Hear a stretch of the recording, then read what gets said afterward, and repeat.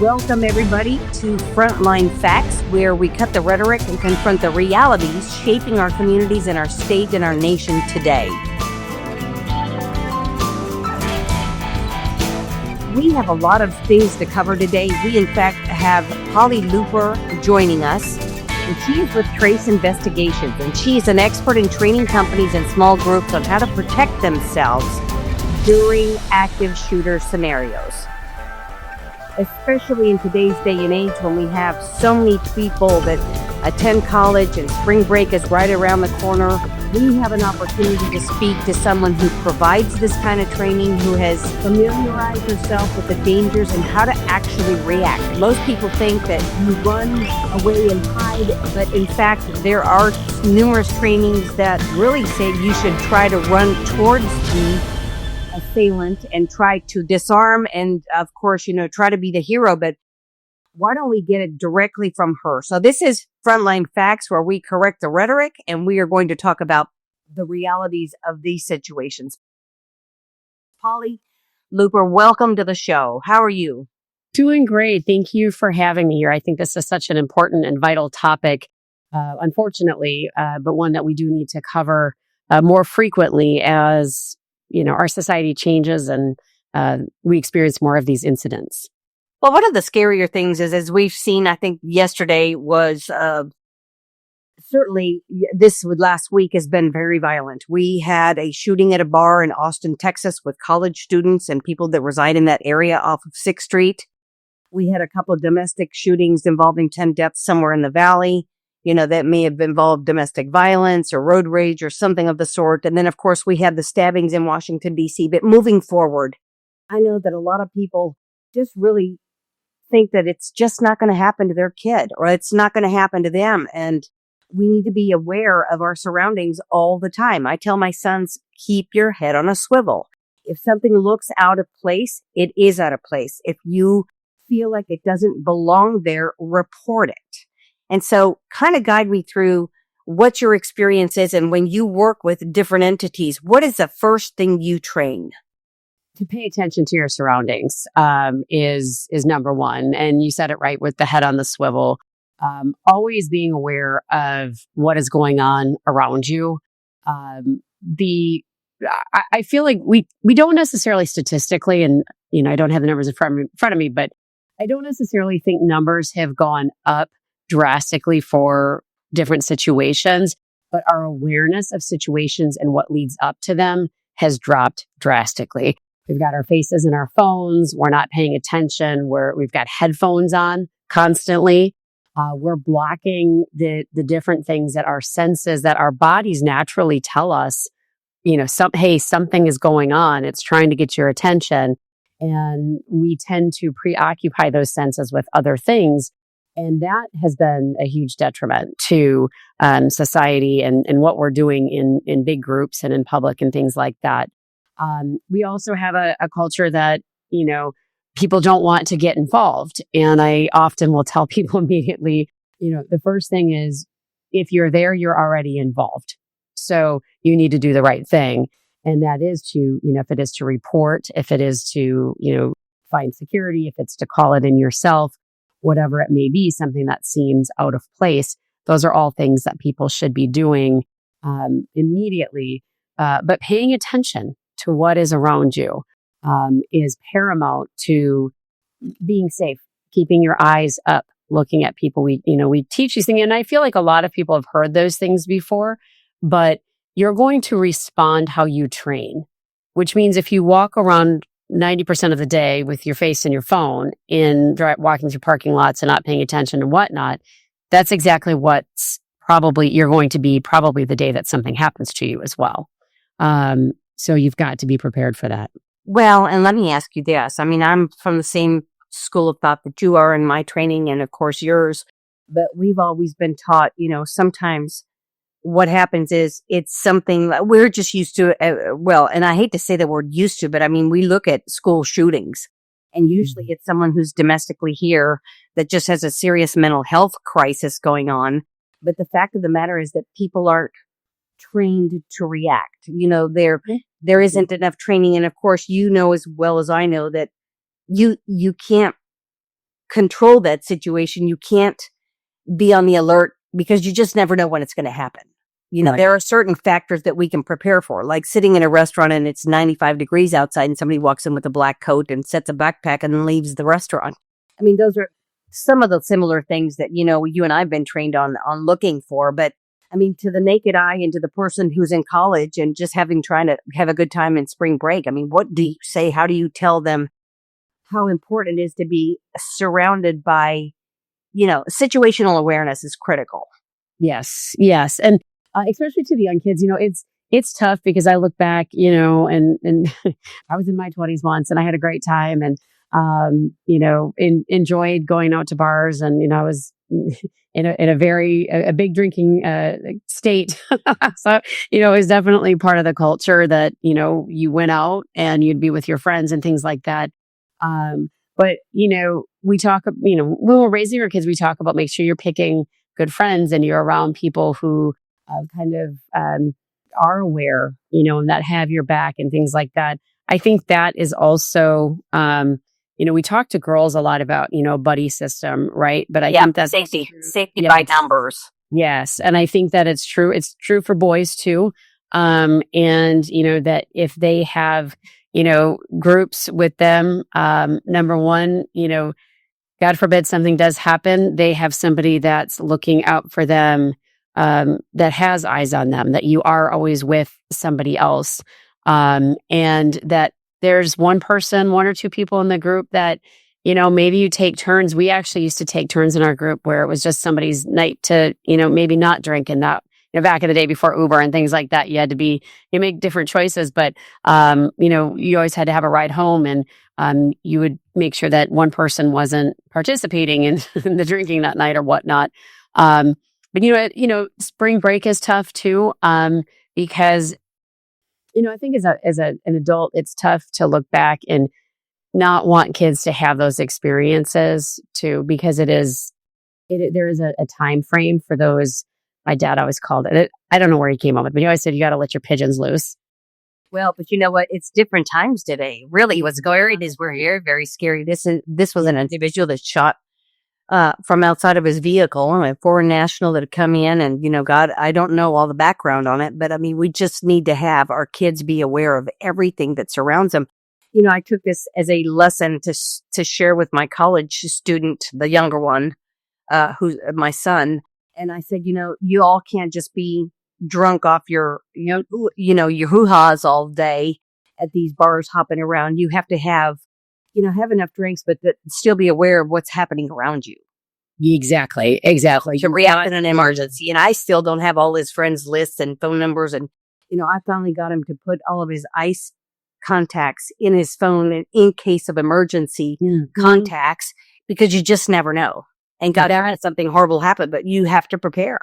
That is actually a really good point. And I always joke about it, but people lose their phones all the time. And that's the easiest way to get somebody's phone back to them is if their phone is locked or has facial recognition to open it, you can look on the emergency contacts and the medical contact and call whoever's on there and say, hey, by the way, your friend lost their phone, But, so you can kind of use that as a lighthearted tool to get them to do that, but then also have that in there, because things do unfortunately happen. You mentioned early on what can somebody do? And, number one, we want everybody safe. So in law enforcement, first go in, and I know when I first went in, and every academy is different, but our instructors, kind of preached that you are, they only talk about heroes if they're dead. And so you don't want to be a hero, right? We don't want you running into something necessarily that you can't come back out of. And so the easiest way, what was the best thing? I mean, and it depends. It's so hard because, right, these scenarios are so wildly different. And again, here in the situation in Austin, they're in a club, they're having fun, the music's pumping, people are yelling, it's, everybody's talking loud. No, I mean, some of the people, well, I think the two that perished were actually on the patio having drinks. So, I mean, you don't know where it's coming from, and all of a sudden it hits you, but scary times. Very scary, very scary. And I think too, you don't want to paralyze people to live in fear. And this is my own personal. I believe living in fear is, it's faith over fear, and in our house. And when we start having to live like that, we paralyze ourselves as a society, because now the devil's winning if we allow that to happen. But at the same time, how do we combat that? Well, we've got to be prepared. We've got to train. We've got to think ahead of the game. One of the things that we do in trainings is we play what's called a what if. And the what if game is basically, what if, and you can do this with your families. And I highly recommend, I do it with mine. They laugh at me, but, hopefully they never have to use it. But, you're sitting there and you say, well, what if that person walked in with a gun right now? What if? What would you do? We do a lot of that role playing in my house. Of course, my sons have grown up in a law enforcement family. But the other thing that we say is, you don't want your back to the door, and you want to be accessible to an exit. When something starts happening, you need to be able to get out and get out safely. My son was at the University of Arkansas when they had that fake active shooter on the grounds. And of course, it turned that entire university upside down into a complete panicked situation. And they had professors on unseasoned and untrained professors who were saying, go ahead and we have to vacate the building. Well, the safest place to be is in the building that you're in. At the outside, if the doors are locked and the shooter's on the outside, you don't want to bring the shooter in, and you don't want to be out there while they're in, shooting at the campus and people aren't running from one direction to another. And, those are the kinds of things that I don't think that they think of. You and I have had, to some degree, certain trainings, but they don't. Right. And that starts, I don't expect everybody to sit through, a big, long training of any kind to, do those things. But, those are things that would be great to bring back into colleges, where maybe that is something that's done at orientation. Because there's other things too, safety for, drinks and, things that we didn't think about. And I'm glad I didn't have to think about it. And it breaks my heart that younger people do have to think about, certain things. But somebody driving your drink, and then you walk. Goes. I mean, I tell my son, whatever you drink it where you can unscrew the top. Yes. Have a beer where you have to unscrew your own top, and then that way you know what you're drinking. And if you have to go somewhere, take that damn drink with you. Yes. And put your hand over it, different things. There's nail polishes, there's straws you can use. There's all kinds of different things, because that is very, very real. And it does happen, is unfortunate. But that it really does happen. And so those are not, urban legends. Those incidents do take place. And it's a different world. And you still, like I said, you still want people to go out and have fun. It is a human need to engage and be social. We are social creatures by nature, and isolation is very debilitating to the human mind. And so we do want people to be able to go out and be part of those things, and do so without feeling, they have to be on edge. Because the whole point of going out is kind of, let loose a little bit, and not have to be part of, let the anxiety kind of lift away a little bit. And so, the hope is to keep people where they can have a good time, but be aware of what's going on around them. And I think that does start with everyday habits. It starts with a mindset of what if, and it can continue on with, if somebody wants to take further training, what that may look like. And understanding too is that, unfortunately, somebody who has their mindset to, like in the situation in Austin, to, victimize in that regard, you're not going to stop that person, unfortunately. And and it's unpredictable. You just don't know when it's going to happen. But I do believe that your reaction to the incident once it begins can it can be a matter of life or death. Absolutely. Absolutely. And it has, and when you study, a lot of the different, dare I say, it's hard. I actually got into a debate with one of my professors one time, where he was an undergrad professor and I was in graduate school, but over the term mass shooting. And using those numbers and using that data accurately. There's a lot of a lot of different ideas on that, but typically, it's a mass shooting would be 4 or more victims of gunshot wounds in one location at a time. And unfortunately, they lump in domestic situations into that same number to make those numbers look bigger than they are. And my opinion is a little bit different, where I believe that those are 2 very different crimes and 2 different types of situations. And lumping them together actually, I think, is a detriment to studying both sides of it. Yes. Because then we're not getting accurate information on what is causing, where did this start, right? And then what is the root cause, and can we affect the root cause of that somehow with interventions or whatever it may be before it escalates any further. Yeah, and this proves the point of where my background has been, where we need to know who's in this country and who wants to do us harm and who's had some issues. One of the things that I'm a proponent of is background checks. Go ahead and do another screening every 5 years when someone's gone through the vetting of becoming a naturalized citizen or getting a benefit, because their behavior can change, and we need to know what's going on. And the tragedy is this was a foreign national who came in.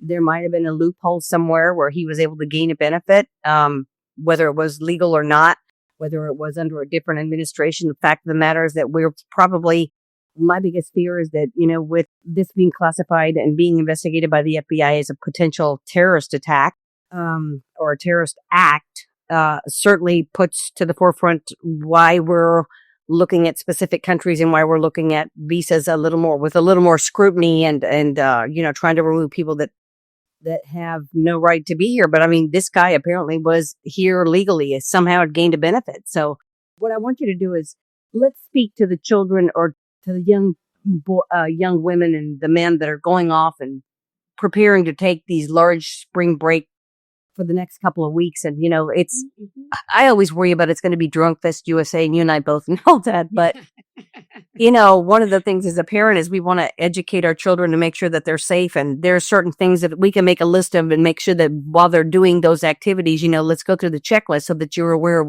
what's happening around you and what you need to prepare for. Put some of your thoughts together for that kind of preparedness from a parent to a young person. Yes, absolutely. And I'll try not to sound too parenty, right? That's always a challenge. I feel like I'm like, oh, I finally earned my stripes. I can actually sound like a parent and be one and preach it a little bit. But I think the most important thing, is having a plan before you go out of, who's who's drinking tonight, who's maybe not, who's maybe had too much the night before, kind of taking turns, so to speak.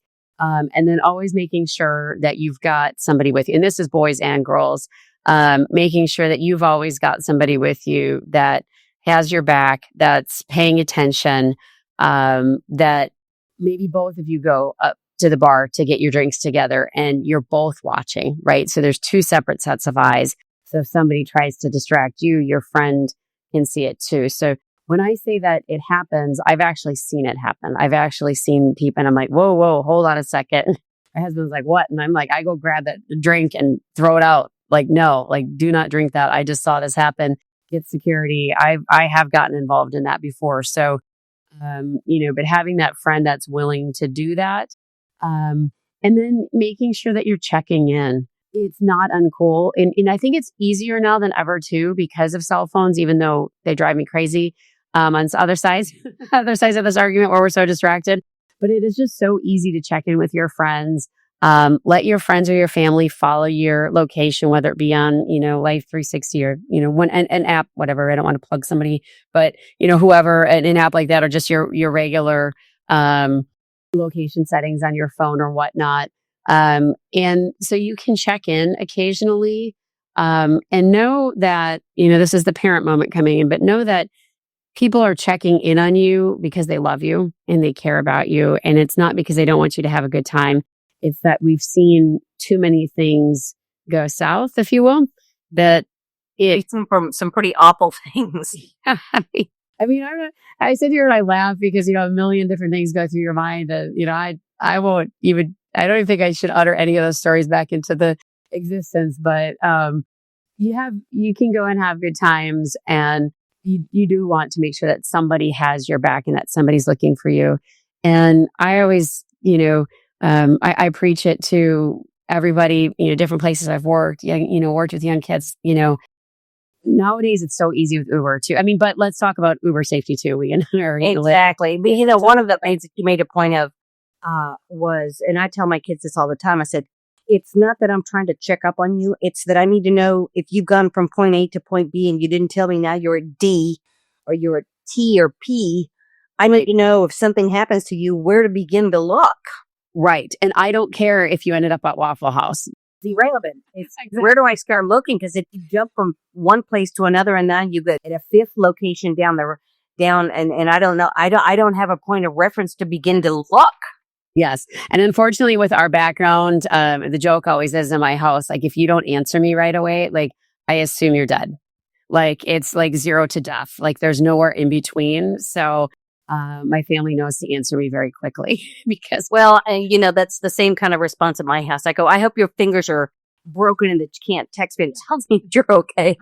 But at the end of the day, I mean, we just, my kids have grown up in a household where they've known about the dangers and they've seen what mom's seen doing reporting work and stuff like that. And I can't stress enough. And sometimes they go, Mom, you're overreacting. And I'm just like, maybe I am, but you haven't seen the real thing. And I just hope you never do. But you need to be aware that things like this happen.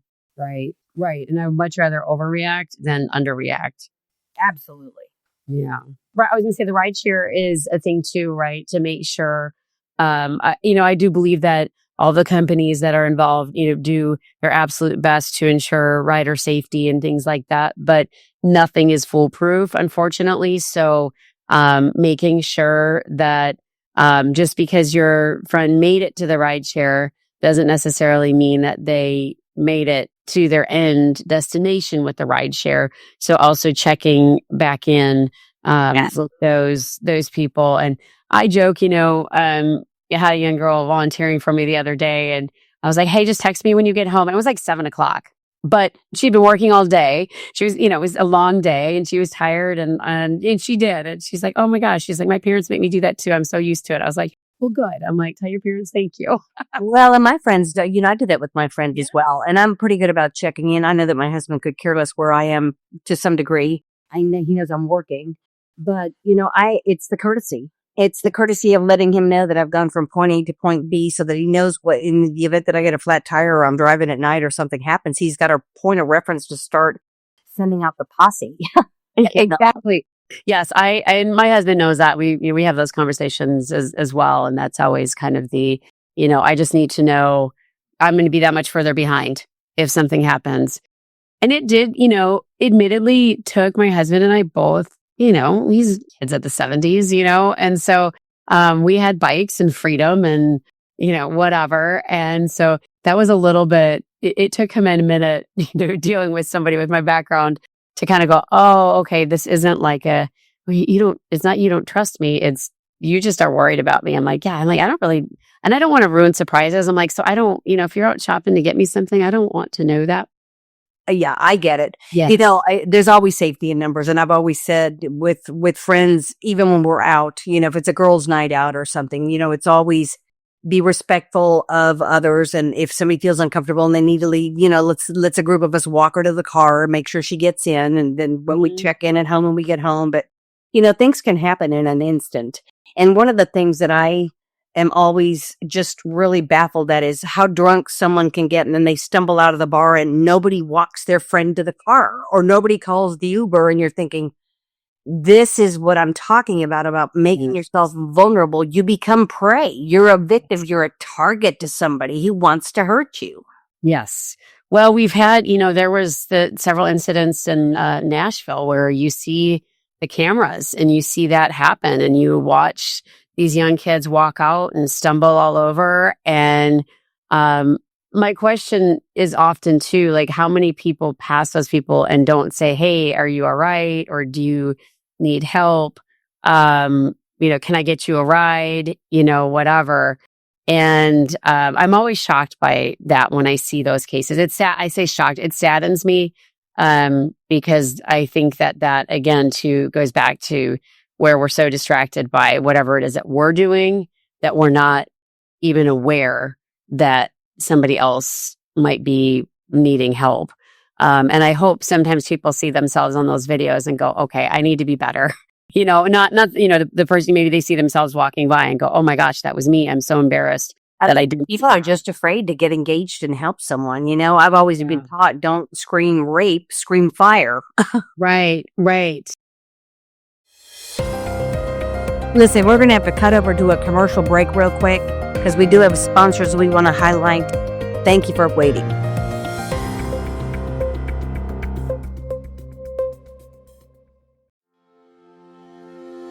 This episode of Frontline Facts with Louisa Deason is brought to you by Trace Investigations. When the truth matters, experience matters.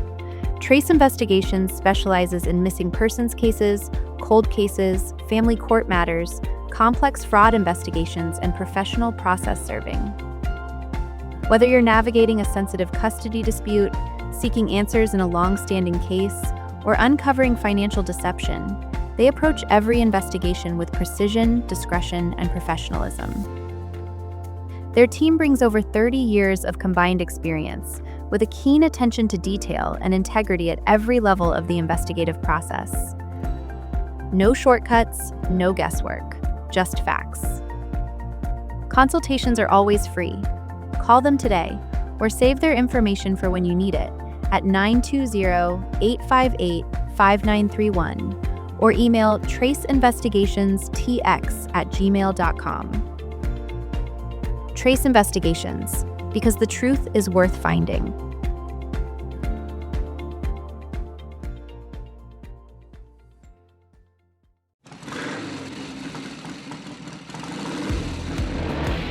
When it comes to motorcycles, there's talk, and then there's real experience. At Mad Dog Moto, it's hands-on. Street bikes, dirt bikes, high-revving machines, and hard-ridden trail beasts. From routine maintenance and diagnostics to engine builds, clutch replacements, suspension upgrades, and performance tuning. Every bolt matters. Carbureted or fuel-injected, electrical troubleshooting, precision dial-ins. No shortcuts, no guesswork. Because performance means nothing without reliability, and power means nothing without safety. This isn't just wrenching, it's craftsmanship.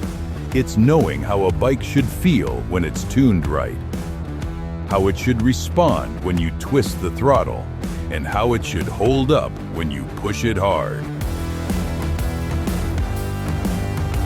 At Mad Dog Moto, every machine gets treated like it's our own. Ready to ride stronger? Call us today at 346-404-3901. I repeat, 346-404-3901. Or email us at maddogmotoservice@gmail.com. Mad Dog Moto. Dependable, powerful, ready to up your ride.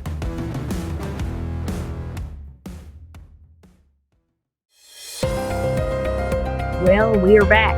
I am Louisa Deason. I am your host for Frontline Facts. We are correcting the rhetoric, and we're coming back to our guest today.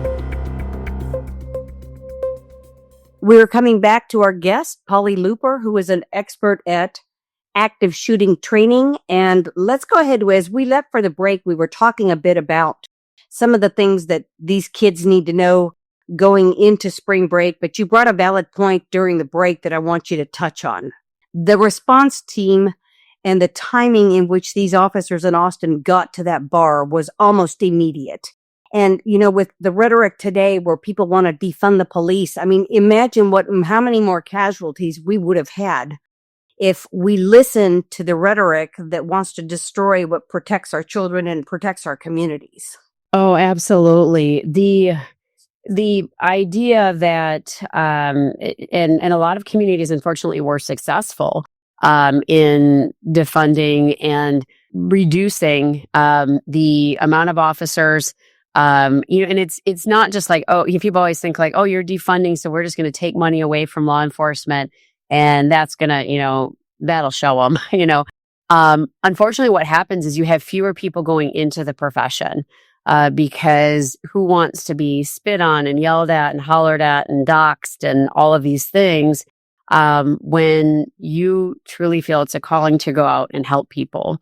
And in my career, I can honestly say, are there challenging times? Yes. Were there horrible calls? And, even as an investigator now, the different things that you face, there's some really tough stuff and there's some really tough days. But at the end of the day, I don't have any complaints about my career. I have had an absolutely great career. The good outweighs the bad. You do see bad things, but you get to see the human condition on the other side of things. And there's some pretty powerful moments that take place there. And unfortunately, when people are called to be in this profession, but then it's undermined and then it's understaffed, and then we just take what we can get and the bar is lowered, people are shocked at the response that they get from law enforcement, and they shouldn't be. Yeah. And and they go through incredible training to be able to do that. I'm sure you did as a yes, former law enforcement person, but it's really sad today. And what it does is it creates this animosity and this fear and this hatred towards others. And, you don't feel like you can trust anybody. And I just tell my people all the time, trust but verify. yes, You can't trust everybody, but you don't want to walk around in fear all the time, but trust and verify. yes. Oh, absolutely. And, it's I think too, the response time, I think people are starting to see it. Or I shouldn't say see. I think people did see it. I should take that back. People saw it. But I think what's happening now is as things rebound under different leadership and some of these kind of half-cocked theories are going by the wayside of, maybe this wasn't a good idea to fund law enforcement. Maybe this wasn't a good idea to not fund the DA's office. Maybe this wasn't a good idea to diminish these professions as the pendulum does always go back and forth in society, of course, but I think it swung ridiculously far this last time. And so coming back from it is going to take, several more years, and it is going to be hard to recruit people into the profession and to keep that bar high, but also the years of training you're losing with, the old guys. They say, okay, the old guard, as you retire. Yeah, exactly. Mm-hmm. The attrition rates. Yes. And it's hard to, some of us are a little salty, and that's okay. But you're also taking with that years and decades for a lot of us that have the ability to use how we talk and use the skills that we've gained to dismantle situations, and walk situations back and really get people to a better place to, calm situations down. That's experience. And I think that it's to the detriment of communities that different cities have done that, of course. And the consequence is, looking at this situation, was this person on the radar? Were they on the radar prior to this happening? And should they have been on the radar prior to this happening in Austin and some of these other incidents? And oftentimes we find that they were on the radar, but because of resources, nothing got done.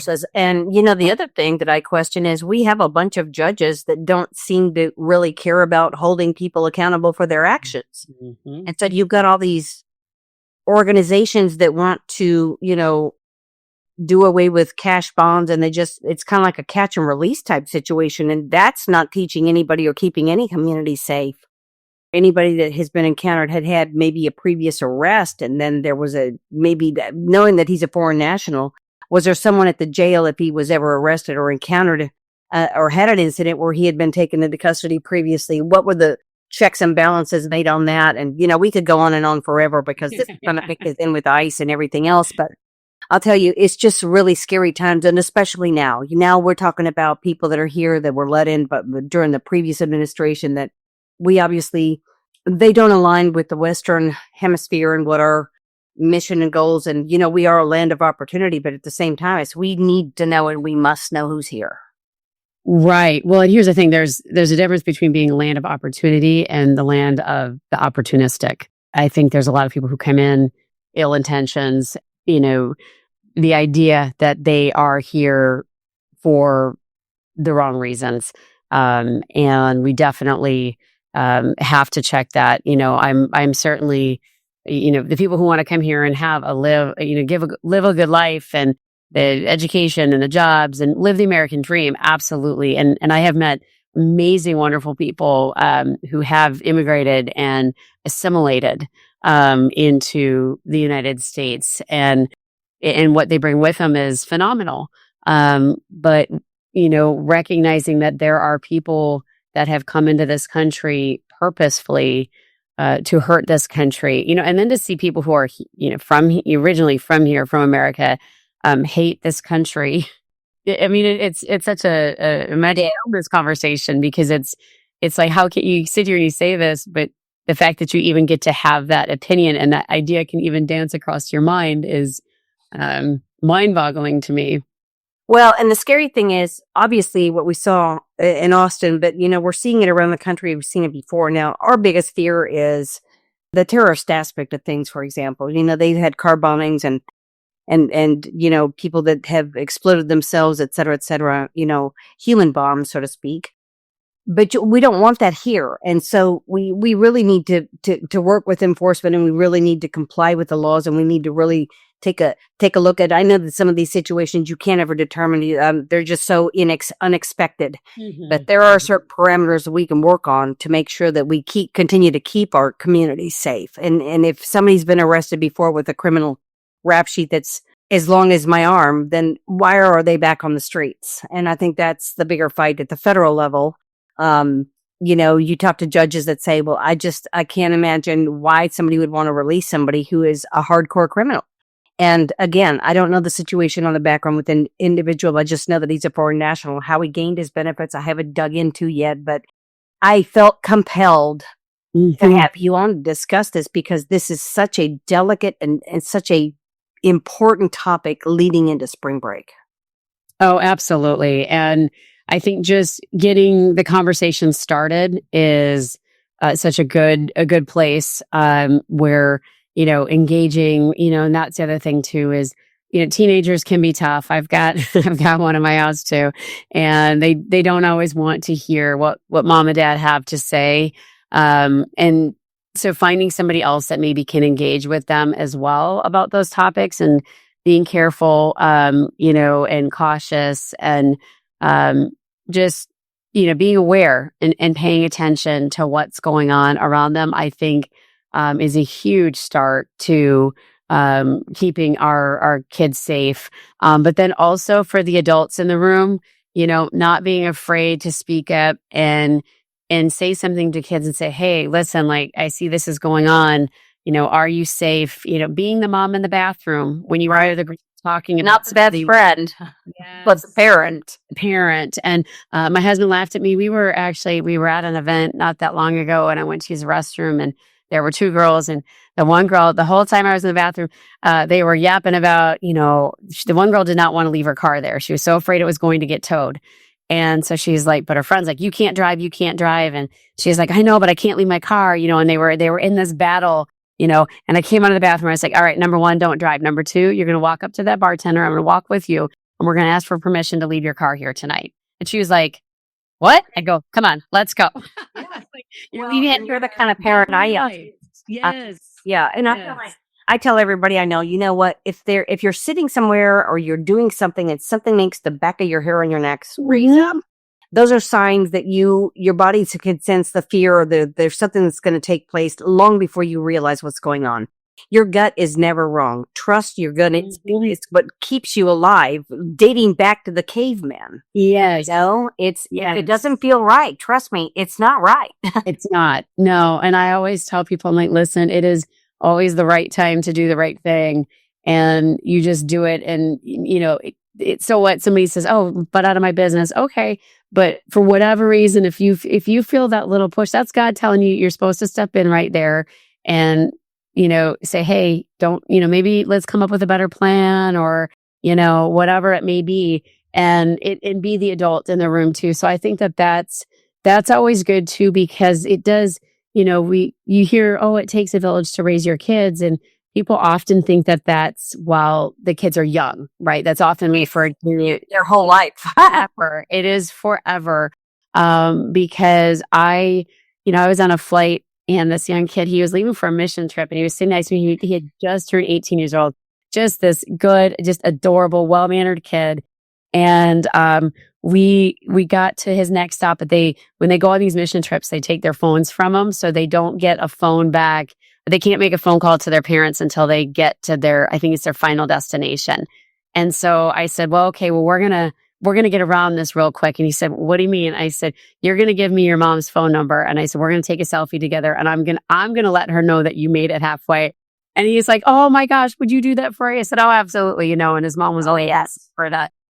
Because that's the thing, is all of these people, we're all God's children, and we're supposed to be watching out for everybody, in our communities and all around us. And so that's not just somebody else's baby. And I have lived my life, even in my career, that this is somebody's daughter, this is somebody's son, this is mom, their dad. And when you start looking at life through that lens, you do become a lot more aware and vigilant of the people around you and what's happening. And those of us that train our children, if they get lost, go into the store, ask for help in the store. Don't stay out in the parking lot, go into the store. I had a mother-in-law years ago. They have the next mother-in-law, but she used to say to my children when they were younger, I'm going to call the kukui and I'm going to have him come get you. And she's pointing at the police officer. So that is the dumbest thing I've ever heard you say. Mm-hmm. Because you want them to trust the authorities to go seek help. That was this woman was out of her mind. That might have been the top 5 most annoying things as an officer, when people they're going to take you away. And you know how I would respond? I'm like, no, I'm not. Well, what a dumb thing to teach children. Really, honest to God, it's just like, I'm not going to take you away. I'm here to help you.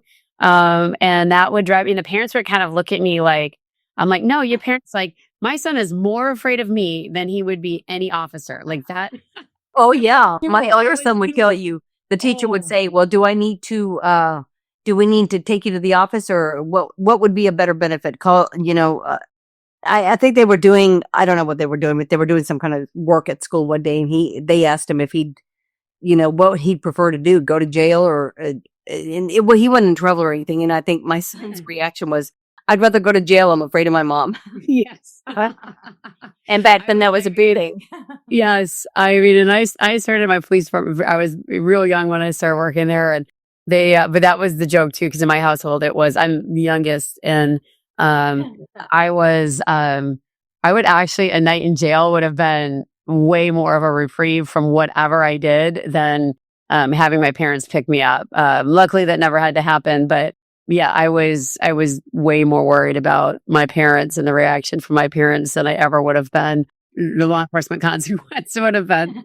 I can't thank you enough. I know that we're running short on time now, but if people want to get a hold of you, to get a hold of some of this training that you provide, how can they get a hold of you? What is your number? What is your email? Yeah. So Polly Looper at traceinvestigationstx.com. Now it goes right to me. That is me. And my cell phone is 920-858-5931. Again, 920-858-5931. I do, I put it out there. I want people to, if they've got questions or concerns, or they've got groups that they would like presentations to, I'm happy to do that, and can cater and put that training and information to suit their needs for their whatever, where their office building, things like that, sites, surveys, things like that, to make sure that people know where the exits are, different types of things like that, so they're thinking ahead of time. How they will, they're meant to training. Yeah. Yes. Yep. They're prepared for those situations, and you always hope that you never need it, but it's like a first aid kit. You want it in your car, and you hope you never have to use it, or even a spare tire. We drive around with spare tires all the time now, and you hope you never need it. But if you need it, by golly, you want to make sure that it's there for you and you've got that information and you're armed with it accordingly. So yeah, it's good to talk about it, have the conversations with their families, and keep the conversation going, keep it open with your kids. Have a code word, have a password. Hey, we have a password, and we've had Yep. the same password for years. And I say to my children, do not share it. I remember when I was getting married the second time, and my dad was picking up my older son at school, and he didn't know the password, and I had forgotten to give it to him. They would not release him. yes. It's funny. We didn't need passwords back in the day, but kind of a real quick funny story. I was young. I was in elementary school, so I must have been in about third grade. And apparently I had a doctor's appointment at the end of the day that my mom had forgotten to tell me about. And so her friend, she had arranged for her friend to pick me up from school. And I remember this so clearly. She was driving alongside me as I was walking home. And I said, no, I'm not getting in the car with you. No, I'm not getting in the car with you. My mom would have told me, and there were no cell phones back then, right? And so I said, she would have told me if I was supposed to go with you, and she didn't tell me. And I ended up walking back to the school, and my mom ended up having to come and pick me up anyway. And I missed the doctor's appointment. Do you know what? It might have saved your life. It had been somebody else trying to pick you up. Yes. And and my mom to this day is so funny. She goes, I will never forget that, because her friend, for years would just say, Polly just balled up her little fist and I was just a tiny little peanut. And she's like, no, my mom would have told me. And she goes, her conviction, was that she would have told her, and so I still carry that same conviction. I don't ball my fists as much these days, but. Well, I used to tell our kids, and still do, we will not stop. God forbid somebody ever kidnapped you, but we will never stop looking for you. Don't ever let anybody tell you that we've given up. We will turn this earth upside down. Absolutely. So, Polly, I want to thank you so much. We've come to the end of our segment. And of course, I wanted to thank you again for making yourself available. I think that what we've talked about is very important. I do want to extend our, prayers to the families affected by the Austin shooting, and that any other shootings that have happened in the last couple of weeks or so. We just, we pray for those families. We come to the end of this episode. Thank you again. Again, my name is Louisa Deason, and I'm your host of Frontline Facts. And we thank you, and we thank our listeners. Thank you.